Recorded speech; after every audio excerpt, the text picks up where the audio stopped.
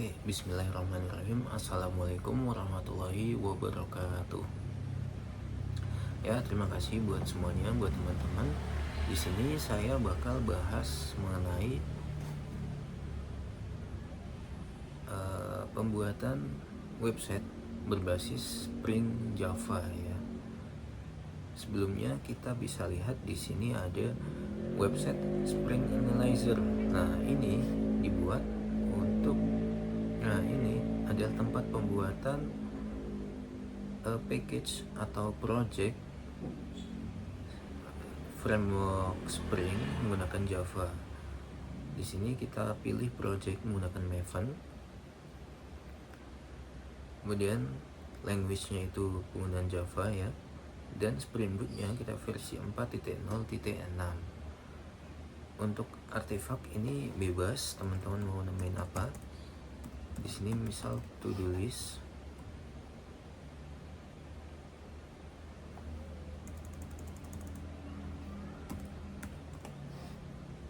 Gini boleh.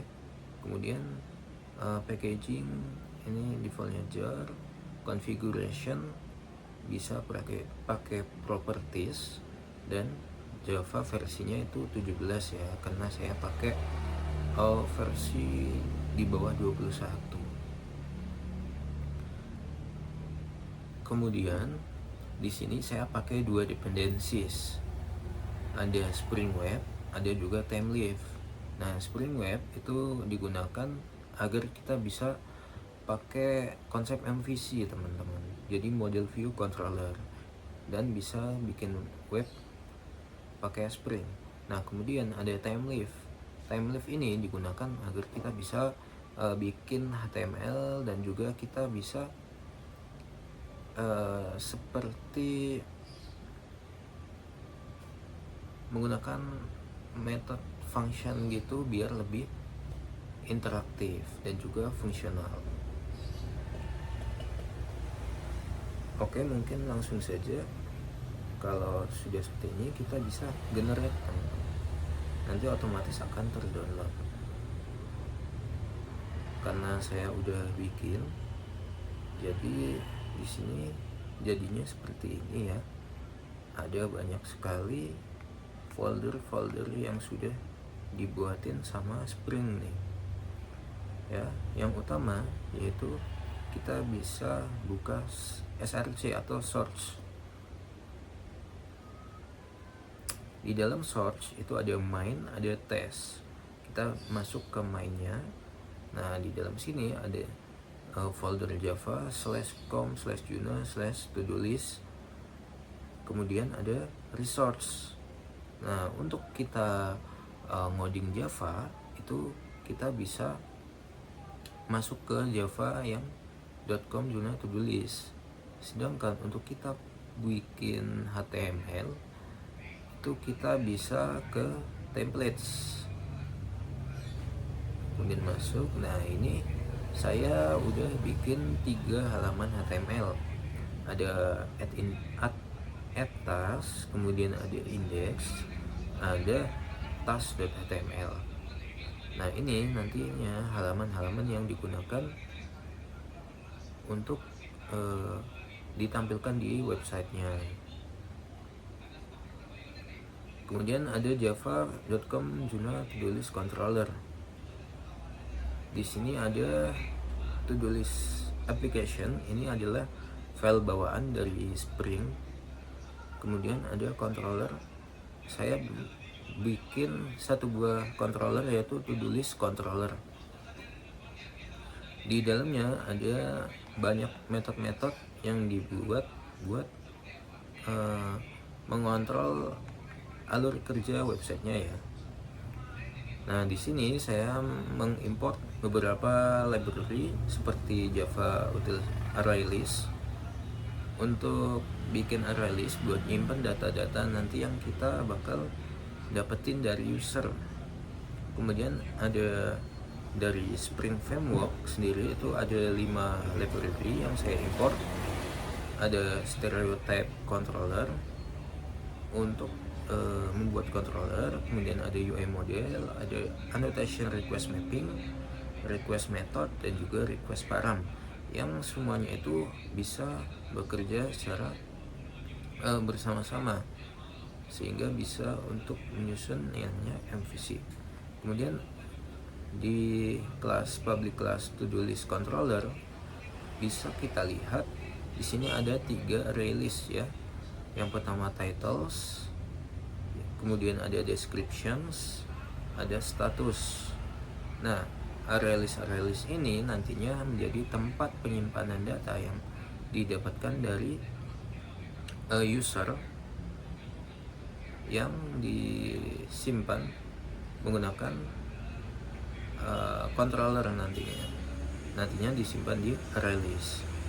Nah, di sini ada controller pertama yaitu get home atau yang digunakan untuk pergi ke halaman home teman-teman. Bisa kita lihat request mapping. Jadi request mapping ini kayak buat ngurutin atau buat sebagai pemandu ya, biar nggak kesasar. Kemudian ada metode request method get. Nah, ini untuk menentukan apakah ini metode get atau metode post. Biasanya kalau kita ingin menampilkan halaman itu bisa pakai get, dan kalau mau input data itu bisa pakai metode post. Kemudian value-nya itu hanya slash. Kenapa? Karena ini hanya halaman index atau halaman home, jadi nggak perlu penamaan tertentu ya, cukup slash saja udah cukup. Kemudian di bawahnya ada get at task page atau halaman untuk nambah to-do list-nya. Di sini saya pakai metode get karena untuk nampilin halaman buat nambah to-do list ya, dengan value yaitu at task. Dan ada metode public string at task page return at task, yang artinya nanti ketika diarahkan ke metode ini akan halaman websitenya akan beralih ke halaman tambah task atau tambah to-do list. Kemudian ada get task menggunakan metode get dengan value task. Tapi bedanya di sini ada public string task model. Nah, model di sini bisa digunakan untuk menambah atribut nih, ada titles, ada descriptions, dan juga ada status. Nantinya ini semua akan dimasukkan ke array list teman-teman. Kemudian setelah itu dialihkan ke halaman task. Nah, di halaman task nantinya websitenya itu berisi kayak tabel-tabel to-do list yang udah dibikin oleh user sendiri. Kemudian ada post at task, yaitu digunakan untuk menambah task atau to-do list. Di sini metodenya post ya, seperti saya bilang tadi, untuk melakukan input itu menggunakan metode post. Nah, value-nya yaitu at task. Ada metode public string at task dengan request param, ada 3, title, description, dan juga status. Nah, parameter ini yang nantinya digunakan untuk menampung inputan dari user yang kemudian dimasukkan ke array list yang udah dibuat di atas. Dengan cara titles ini kan array listnya .add memasukkan memasukkan value dari variable title yang dapat dari parameter tadi. Untuk description juga sama, kemudian status juga sama. Nah, setelah selesai memasukkan ke array list, nanti akan dialihkan atau redirect ke halaman task. Nah, untuk metode yang terakhir yaitu saya pakai post dengan value update status. Nah, ini digunakan agar user itu bisa update status dari to-do list-nya. Misal yang tadinya masih pending, kemudian bisa done atau selesai. Di sini ada parameter index dan juga string status. Nah, ini arrays juga nih, status set. Nah, kalau di atas tadi kan add ya. Kalau ini set. Kenapa set? Karena sebelumnya itu kan udah ada ya value-nya. Nah, untuk mengubah bisa menggunakan set, dan indeksnya keberapa dan statusnya apa gitu. Kemudian di return redirect dialihkan ke halaman task. Oke, setelah controller kita udah baca nih, kita beralih ke templates atau tampilan websitenya. Kita pakai HTML di sini ya, HTML sederhana aja. Title-nya to do list, dengan CSS juga ya basic aja, sederhana aja buat ngerapihin aja. Di sini di bagian body bisa kita lihat ada kontainer yang lagi-lagi digunakan buat ngerapihin tampilannya. Saya pakai kontainer biar gampang di styling juga. Di sini ada judul pakai H1 to-do list app, dan ada 2 button nih. Nah, href itu buat link ya, biar bisa dihubungkan dengan controller yang ada di to-do list controller.java tadi. Di sini ada 2 button, yaitu tambah task dengan controllernya itu add task, dan add task itu kemudian ada lihat task dengan harfnya itu yaitu task. Kemudian ketika kita klik tambah task misal, nanti akan dialihkan ke sini nih. Di sini juga pakai HTML dan CSS sederhana dengan judul tambah task. Nah, di sini bedanya saya pakai form nih. Ada sebuah form yang digunakan untuk user bisa menginput to-do list. Actionnya apa? Yaitu add task ya ke controller yang tadi di sini untuk post add task. Nanti parameternya yang diinput dari HTML, halaman HTML itu akan ditampung di parameter ini, kemudian akan dimasukkan ke array list. Oke, lanjut di HTML-nya. Di sini saya menggunakan input type text buat masukin title, kemudian input description name-nya, kemudian ada select. Kenapa saya pakai select? Agar user itu tidak bingung statusnya apa aja nih. Nah, di sini sudah saya sediakan ada status pending, ada status on progress, dan juga done kalau udah selesai.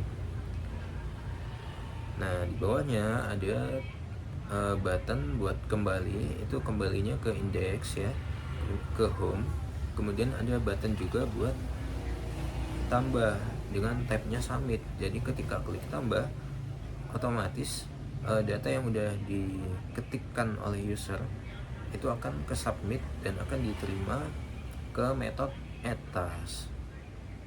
Kemudian setelah data masuk, akan lari kemana nih? Nah, akan masuk ke halaman task ya teman-teman. Di sini bisa kita lihat masih sama menggunakan HTML dan juga CSS sederhana. Di bagian body, nah di sini saya membuat tabel. Tabelnya itu buat nampilin to-do list yang udah dimasukin atau diinput oleh user tadi di bagian halaman add task. Nah, disinilah fungsinya saya pakai time leaf tadi. Bisa dilihat di table ya, ada table head, nomor, title, description, status, dan juga update. Kemudian ada table row yang kedua nih, baris kedua, itu ada iterasi. Nah, inilah penggunaan time live. Ada each atau yang biasa dikenal for each ya. Di sini akan melakukan perulangan untuk semua indeks ya, title pada indeks ArrayList itu titles. Jadi semua to-do list akan di looping, dikeluarkan ke table ini. Kemudian di bawahnya ada th.text .iter.index. Jadi ini untuk penomoran ya. Indeks itu kan awalnya 0. Nah, untuk nomor 1 kita tambah 1. Kemudian di bawahnya ada titles iter.index. Jadi mengeluarkan titles di indeks ke sekian. Description juga sama, kemudian status juga sama. Jadi nanti at the end akan tampil semua to-do list yang user inputkan dalam bentuk tabel. Nah, tapi kok di bawahnya ada form lagi nih. Nah, form ini bukan buat input, tapi buat update status yang tadi ada juga di controller nih. Nah, post update status nanti akan ditangkap oleh controller ini ketika user melakukan submit ya. Bisa pilih pending, on progress ataupun done. Selain itu di sini ada juga tombol home ya, biar gampang kalau mau balik ke indeks. Oke, itu aja mungkin penjelasan source code. Kita lanjut ke running programnya.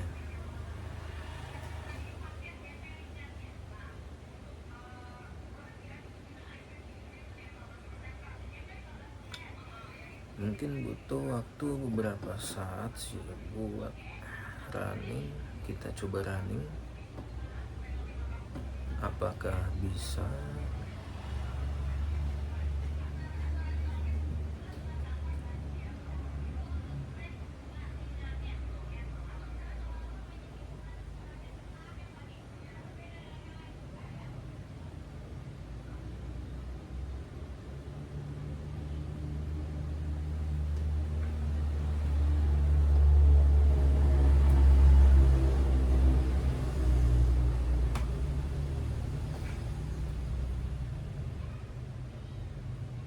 Sepertinya jaringannya agak lemot nih.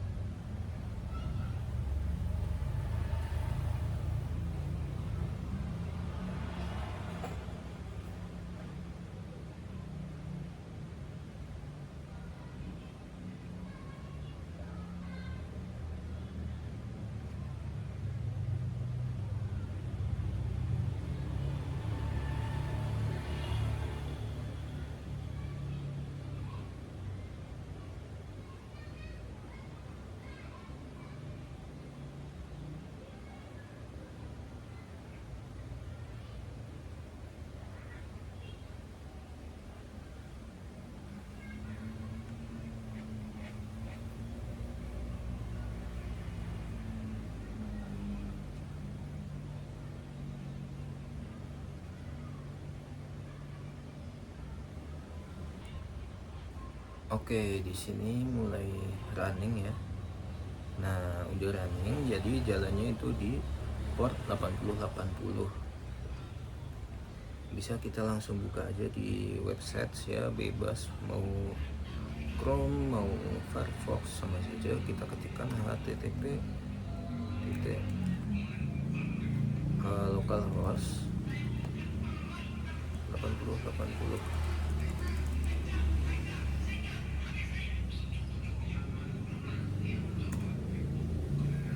Nah, sini udah keluar ya to-do list app. Ada dua menu, yaitu tambah tas dan juga lihat tas. Pertama kita bakal tambah tas dulu nih. Kita masukkan title, misal laprak PBO modul 12 penerapan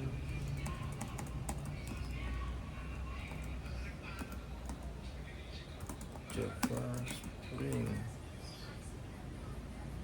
dan presentasi. Statusnya itu pending ya. Kita klik tambah. Nah, di sini bisa masuk ke daftar tas langsung. Nomornya 1, titlenya laprak PBO modul 12, deskripsinya ya sesuai. Nah, statusnya pending. Misal katakanlah saya udah selesai nih. Gimana cara ubahnya? Nah, di sini bisa kita ganti nih ke done. Kita klik update ya, statusnya menjadi done atau selesai. Nah, terus setelah selesai, misal kita mau tambah lagi to-do listnya, kita bisa pergi ke home, kemudian tambah tas ya.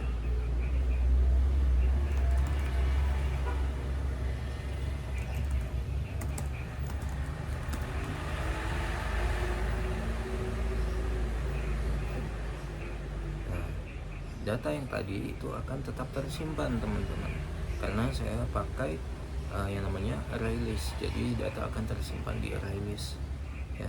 Di sini pending, misal saya udah mulai nge-gym nih, kita ganti ke on progress, kita update ya jadi on progress. Jadi sekian presentasi mengenai Java Spring ya.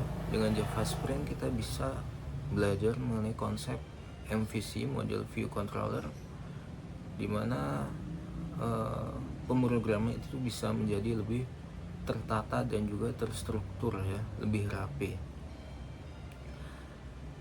Ya, sekian dari saya. Wassalamualaikum warahmatullahi wabarakatuh.